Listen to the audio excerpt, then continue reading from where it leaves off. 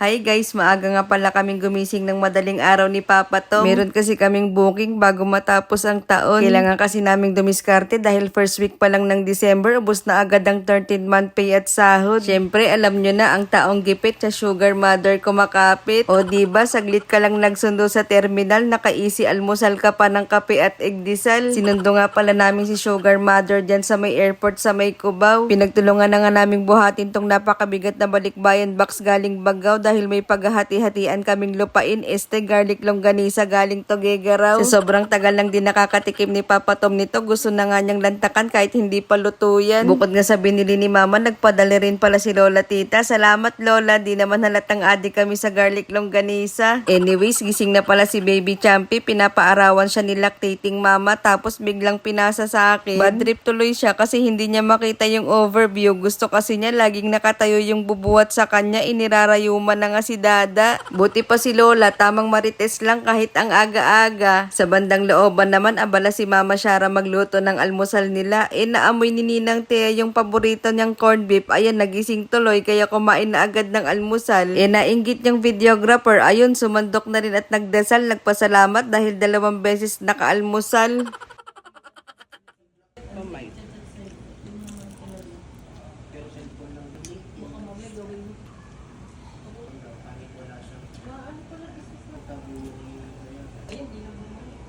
Pagtapos mag-almusal, inantok nga pala ang bida kaya umidlip muna ng humigit sumobra sa 2 oras. Wala pa nga sanang balak bumangon yan kaso napanaginipan ng bida may nagpamerienda. Partida, kakatapos lang ma-sleep paralysis niyan, yung hindi ka magising-gising sa panaginip pero nagising ka nung nakarinig ka ng pagkain. Hard work pays off, ika nga. Ito nga pala yung bunga ng pag-aalaga kay Baby Champy, kahit isang beses ko lang naman siya binuhat.